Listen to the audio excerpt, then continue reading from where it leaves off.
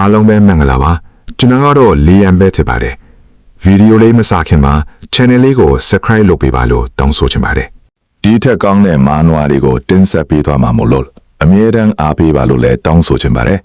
ဒီနေ့တင်ဆက်ပေးမယ့်မာနွားလေးကတော့ Invincible at the Star ဆိုတဲ့ဇာတ်ကားလေးပါဆလန်ကဆာမှာအင်းကိုတွေ့ရပြီးတော့အဲ့ဒီမှာအမျိုးသမီးတူကအနံ့ကမွေးလိုက်တာဒီအနံ့ကထာဝရခန္ဓာကိုယ်ပဲဖြစ်ရမယ်လို့ပြောပြီးအိမ်ထဲကိုပြေးဝင်သွားပါတယ်အိမ်ထဲမှာတော့ကျွန်တော်တို့ရဲ့ MC ကိုတွေ့ရပြီးသူ့နာမည်ကချမ်းအောင်လို့ခေါ်ပါတယ်ကျွန်တော်ကတော့ချမ်းအောင်လို့တခေါ်မယ်နော်ချမ်းအောင်ကဘိုက်စားလိုက်တာလို့ညင်းနေပြီးအမဲသားကင်ကြက်ကြော်စိတ်သားလို့ပြောပြီးသူစားချင်တာတွေရှောက်ပြောနေပါတယ်သူမကထာဝရခန္ဓာကိုယ်ရှိတာကြောင့်နတ်ဆိုးတွေကသူ့ကိုမရစားချင်နေကြတာပါအဲ့ဒါကြောင့်သူကဒီเจ้าအိမ်ကြီးထဲမှာအပြင်မထွက်ရပဲနေနေတာပါချောင်းအောင်ကငါဘာလို့ဒီလိုခန္ဓာကိုယ်မျိုးရှိနေတာလဲဆိုပြီးကိုကျိန်ဆဲနေပါတော့တယ်သူကသူ့ကိုသူကျိန်ဆဲလို့မဝတာကြောင့်အပြင်ထွက်ပြီးခေါင်းကင်ကိုလက်ညှိုးထိုးကကျိန်ဆဲဖြစ်ပါတယ်ကျိန်ဆဲလို့မပြီးခင်မှာပဲမိုးကြိုးပစ်တန်းကြောင့်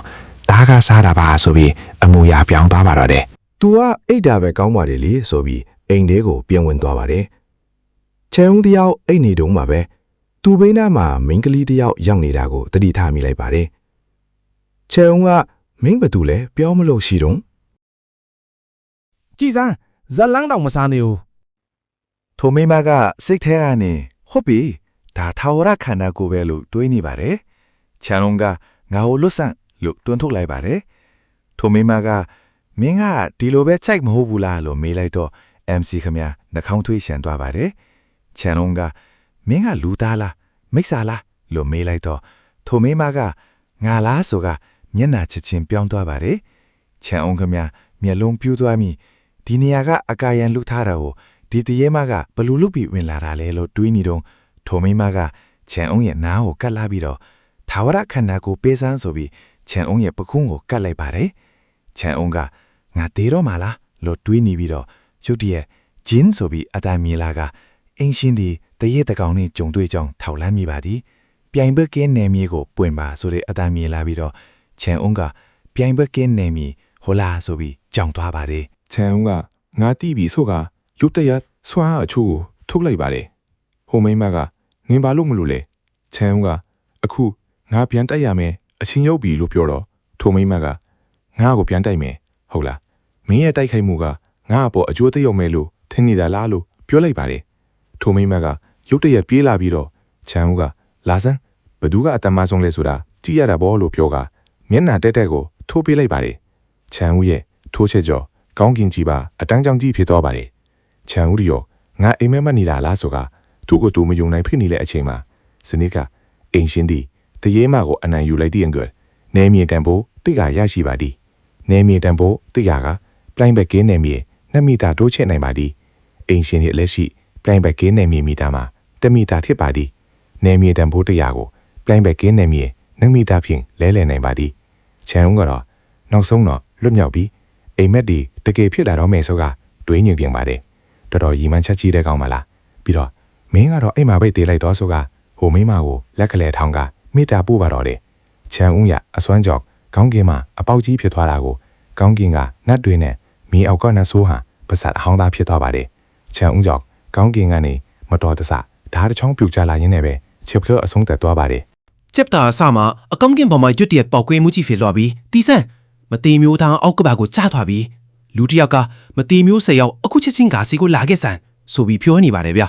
နှစ်ပေါင်းများစွာချိတ်ပိတ်ထားတဲ့ဓာတ်ကအောက်ကဘာကိုကြားသွားပြီးအခုချက်ချင်းအဲ့ဒီဓာတ်ကိုအောက်ကဘာကိုဆင်းပြီးငါးစီပြန်ယူလာခဲ့ဆိုပြီးမတေမျိုး10ယောက်ကိုအမိန့်ပေးကစီလွတ်လိုက်ပါတယ်တစ်ဖက်မှာတော့ကျွန်တော်တို့ရဲ့ချန်အုံးဟာငါပိုက်စားပြီးမိလေသွားတာပဲဘိုက်ပိတ်အောင်လို့ဒီအိုးတွေကမီစီလွာတွေကိုစားလိုက်ရင်ကောင်းမလားဆိုပြီးသူရှိကအိုးကြီးကိုကြည့်ပြီးချီငါကဘာလို့စားရမှာလဲအဲ့လောက်ဘိုက်စားတဲ့အထိငါမရှူးသေးဘူးလို့ပြောကအိုးကြီးကိုကိုင်ပေါက်လိုက်ပါတယ်ဗျချန်အုံးဟာမေစီကိုကိုင်ရင်ထူးဆန်းတယ်ဒီနေရာကအကာရန်လှုပ်ထားလာကိုညာကတရေမကဘလို့ဝင်လာလဲထားလိုက်ပါလေအခုဒါနေသွေးနေရမယ့်အချိန်မဟုတ်ဘူးငါသားအပြင်းထွက်ရင်နှဆိုးတွေငါ့ကိုစားမှသေးချတယ်အခုပလိုင်ဘက်ကင်းနေမြေကအိမ်ရှင်နဲ့အတူရွေ့လျားလာဆိုတာစမ်းကြည့်ရမယ်ဆိုပြီးချန်ဦးတယောက်ပြောကလက်ကိုပလိုင်ဘက်ကင်းနေမြေအပြင်းပဲထုတ်ကြည့်လိုက်တော့ သူခန္ဓာကိုယ်တစ်ခုလုံးပောက်ကွဲသွားသလိုခံစားလိုက်ရတဲ့ကြောင့်လက်ကိုချက်ချင်းနောက်ပြန်ဆုတ်လိုက်ရပါတယ်ဗျချန်အုံးဟာသူပြိုင်ဘက်ကင်းနေမြေနဲ့အတူမရွေ့လျားနိုင်ဘူးဆိုတာသတိထားမိလိုက်ပါတယ်ဗျအခုကဘိုက်ပင်ယုံဒီကောက်ဘူးပြိုင်ဘက်ကင်းနေမြေချေဖို့ပါနီလန်းရှာရမှာပါလားဆိုပြီးစိတ်ညစ်နေတော့ရုတ်တရက်မင်းဘလောက်ပြေးနိုင်မလဲဆိုတဲ့အတန်းနဲ့အတူမိန်းကလေးတယောက်ကြောင်းတဲကိုဝင်လာပါတော့ဗျသူမကဖြစ်ပေါက်ခတ်လိုက်တာကြောင့်အောက်စတေးပါလွတ်ကုန်ပြီးချန်အုံးကတော့လန့်သွားတာပေါ့သူမကိုလိုက်ဖမ်းနေတာကတော့ရွှေရောင်အဆင့်ရှိတဲ့ကျင့်ကြံသူတူပါရွှေရောင်အဆင့်ဆိုတာအောက်ကဘာမှာအမြင့်ဆုံးအဆင့်ဗျထိုကျင့်ကြံသူဟာမင်းငါးနဲ့ဖျက်လိုက်ခဲ့မလိုက်ရင်မင်းကိုရိုက်တတ်ပြီမယ်လို့ချင်းချောက်လိုက်တယ်ဗျမင်းငါကိုဒီမှာတတ်လိုက်ရင်ငါအဖေကမင်းကိုအလွတ်ပြီးမယ်ထင်နေလားချန်အုံးကအနောက်ကနေအဲ့ဒါကြောင့်ကျင့်ကြံသူတွေရန်ဖြစ်ရင်လူသားတွေလည်းအငြိမနီရပါလားဆိုပြီးစိတ်ပြက်နေတာပေါ့ဟုတ်တယ်လीဗျဆရာသမားကနှစ်ယောက်ကြားညစ်နေတာကိုချန်အုံးကရုတ်တရက်စဉ်းစားမိလိုက်တယ်ဗျနေအောင်သူတို့မှစားစရာတွေပါလောက်မယ်နောက်ဆုံးတော့စိတ်ပူစရာမလို့တော့ဘူးဆိုပြီးပျော်လို့လို့မြင့်ရည်တွေပါကြားနေပါတယ်ဗျကြည်စံသူများကအသက်လူဖြေးနေရတဲ့အချိန်မှာသူကအစားကိုတောက်တနေတယ်မင်္ဂလိဟာလူသားတယောက်လားဒီမှာလာလုံနေတာလဲကျွန်တော်တို့ရဲ့ချန်အုံးကတော့ငါရဲ့အခွင့်ပြုချက်မရှိပဲငါကြောက်တိုက်ထဲမှာစူးညံ့နေတာပဲကောင်းပြီအခုငါဘိုက်အရန်စားနေတယ်ငါကိုစားစရာပေးစမ်းဆိုကအတီပေါက်ရုပ်လက်တောင်းစားနေပါတယ်ဗျတကယ်ကျွန်တော်တို့ရဲ့တောင်းစားကြည့်ပါပဲ ကျင်းချန်သူကတော့မင်းကမင်းကိုမင်းဘာထင်းနေရလဲဒီကျင်လူလားနောင်ဘွားမှာမင်းပက်ဆက်ကိုပိတ်ပြီးစင်ချင်ပြောစမ်းဆိုပြီးသူ့ရဲ့အယိုးမိတောက်အစွမ်းနဲ့ပြစ်လိုက်လျောချန်အုံးခမညာလက်ကလျာချေးကားရဖြစ်သွားပြီးဒါပေမဲ့လေသူ့ရဲ့ပြိုင်ဘက်ကင်းနယ်မြေထဲမှာရှိနေတဲ့အတွက်ဘာမှမဖြစ်သွားပါဘူးထိုမြင်ကွင်းကိုမြင်တွေ့ရလိုက်တဲ့ချင်းချန်သူကမျက်လုံးပြူးသွားပြီးချန်အုံးကဟိမင်းကြောက်နေပြီလားဆိုကလက်ကလေးနဲ့ဒေါသကိုစိုးပေးလိုက်ပြီးဒေါသထွန်းသွားတဲ့ချင်းချန်သူလဲသူ့ကိုလက်ကလေးထောင်းပြေကောင်းမလားဆိုကချန်အုံးကိုစောဘလော်တီးဖို့လွတ်ပါတော့တယ်ထူလူကဓားကိုချန်အုံးစီချိန်ပြီးဖြစ်လိုက်တော့ကျွန်တော်တို့ရဲ့ချန်အုံးကကိုနေဟန်ထားယူကအထားကြကြလက်နှစ်ချောင်းနဲ့ဖမ်းလိုက်ပြီးထူလူကောင်းတဲ့တဲ့ကိုပြန်ဖြစ်ပေးလိုက်ကမตาပေါ်သွားပါတော့တယ်အဲ့ဒီအချိန်မှာမဲစနိကအင်ရှင်ဒီရွှေအောင်အဆင့်ချင်းချန်သူကိုတတ်လိုက်သည့်အတွက်နဲမြေတန်ဖို့ငါလာရရှိပါသည်ကျင့်ကြံသူတွေတိုက်ရင်လည်းအမှတ်ရတာပဲလားလို့စိတ်ထဲမှာတွေးနေရင်အင်ရှင်ရဲ့လက်စီနဲမြေတန်ဖို့ငါလောက်တဆူရှိပါသည်ပြိုင်ဘက်ကင်းနဲမြေမိတာအဖြစ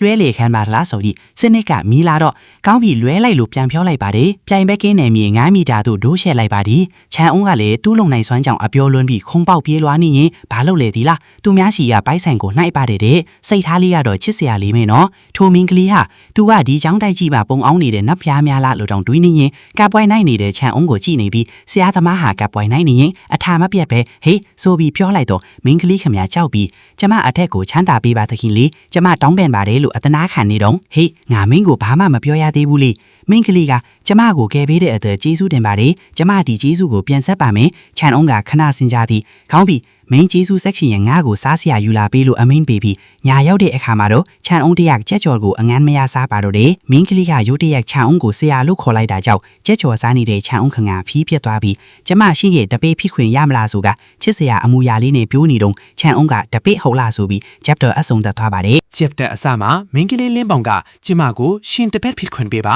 သူညာခမမျက်လုံးတွေအယောင်တောက်နေပြီချန်အုံးကတော့မလိုဘူးငါမင်းကိုကဲပြီးပြီလေစိတ်ထဲပါနေငါတော့မှပြတပက်ကင်းနယ်မီကိုအားကိုးနေရတာမင်းကိုတင်သေးဘူးဆိုတာမဖြစ်နိုင်ဘူးလို့တွေးနေလင်းပေါင်လေးခမမှာတော့တနာစရာမျက်လုံးလေးနဲ့ကြည့်နေတာပေါ့ငါသူ့ကိုလိုက်ခက်လိုက်ရင်ကောင်းမလားငါအတွက်စားစရာကလည်းအရေးကြီးတယ်ဆိုတော့ချက်ချင်းချန်အုံးကအနေထားပြောင်းသွားပြီဒီမှာမင်းကလေးငါဒီအောက်ကဘာမှာနေလာတာနှစ်ပေါင်းများစွာကြာပြီမင်းငါတပည့်ဖြစ်ချင်းရဲ့အတားစီတစ်ခုကိုကြော်ဖြတ်ရမယ်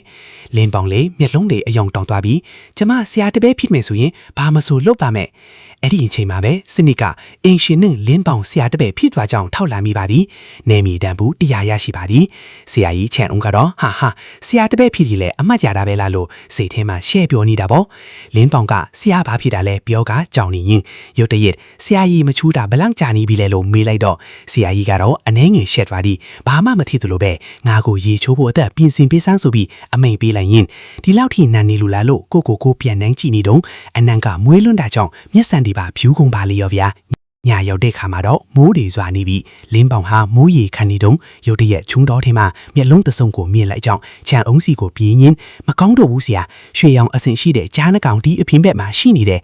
ရွှေရောင်အဆင်ဟုတ်လားဆိုကခြံအုံးကချက်ချင်းမျက်လုံးတွေအယောင်တောက်ထားပြီးသွားကြဆိုလို့ပြောပြီးပြေးထွက်သွားတယ်အမတ်အိုးကြီးကသူ့ရှိရောက်နေပြီဆိုတော့ဘယ်လက်လွန်ခံပတ်မလဲတစ်ဖက်မှာတော့ရွှေရောင်အဆင်ရှိတဲ့ခုရွှေကြားကတော့ဒီအနံ့ကရန်ကိုမွေးလွန်းတာပဲဒါပေမဲ့ငါစိတ်လောလို့မထစ်ဘူးဒါထောင်းချောက်ဖြစ်နိုင်တယ်ဆိုပြီးခြံအုံးတို့ရှိတဲ့ဘက်ကိုကြည့်နေတာပေါ့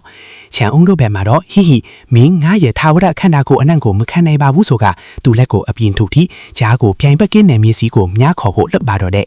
လင်းဖောင်ကတော့ဆရာဘာလုပ်နေတာလဲလို့လူကြောင်နေရင်တစ်ဖက်ကကိုရွှေကြားကလည်းငါမရတော့ဘူးအနံ့ကအရာမွေးလွန်းနေဆိုပြီးထရေတွေပါထုတ်ကြနေတာပေါ့ခုနှစ်ရက်ခုနှစ်လီရေမချိုးထားတဲ့အနံ့မွေးစေတဲ့ဒါတကယ်ပါပဲကြားကြီးခမစိတ်မထိန်နိုင်တော့ပဲခြံအုံးလို့ရှိတယ်ပဲပြေးဝင်သွားပါလေရောလင်းဖောင်လည်းဆရာတူလာနေပြီဆိုကလက်ညိုးထိုးရင်ငါမင်းကိုစားမယ်ဆိုကရုတ်တရက်အနားမရောက်ခင်ပါပဲရပ်တိုင်သွားပြီးခြံအုံးကအိုးကြောင်လေးတစ်ကောင်ပါလားဆိုပြီးလင်းပေါင်သူ့ကိုတတ်လိုက်ဆိုကအမိတ်ပေးလိုက်ပါတယ်လင်းပေါင်လည်းဟုတ်ခဲ့ဆိုပြီးတော့ဓားကိုဆွဲထိုးပြီးတတ်မလို့ရှိတော့မတတ်ရဲတော့ကြောင်ခြံအုံးကိုကြည့်ပြီးဆရာကြီးကတော့ပေးဆန်းဆိုကအထားကြကြနဲ့ပဲဓားကိုရမ်းလိုက်ကကြားကြီးကိုနှစ်ချမ်းဖြတ်လိုက်တာကိုလင်းပေါင်ခမပစအဟောင်းသားနဲ့ကြည့်နေပြီးခြံအုံးကတော့ဓားကိုပြန်ပြစ်ပေးလိုက်ကသူ့ရှေ့ကစနစ်ကိုကြည့်နေပြီးကြီးဆိုတဲ့အထက်နဲ့အတူအင်ရှင်ဒီရွှေရောင်အဆင့်ရှိတဲ့ကြားတကောင်ကိုတက်လိုက်လေတဲ့နေမီတန်ဖူရွှေရရရှိပါသည်ရှဲပဲနော်800တောင်စနစ်ကထပ်ပြောတယ်ဗျလက်ရှိဘာရှင် 2.0 ကိုမြင့်တင်ခြင်းပါသလားတဲ့ခြံအုံးကလည်းအေးလှုပ်လိုက်လို့ပြောလိုက်ပြန်တဲ့ဘာရှင်မြင့်တင်နေပါသည်ခဏဆောင်ပေးပါလို့ပြန်ပြီးလာတဲ့ဘာရှင် 2.0 တို့မြင့်တင်ပြီးပါပြီဂုံယူပါတယ်ဆိုတဲ့အတန်းနဲ့အတူဂျက်တာအဆုံးသတ်သွားပါတယ်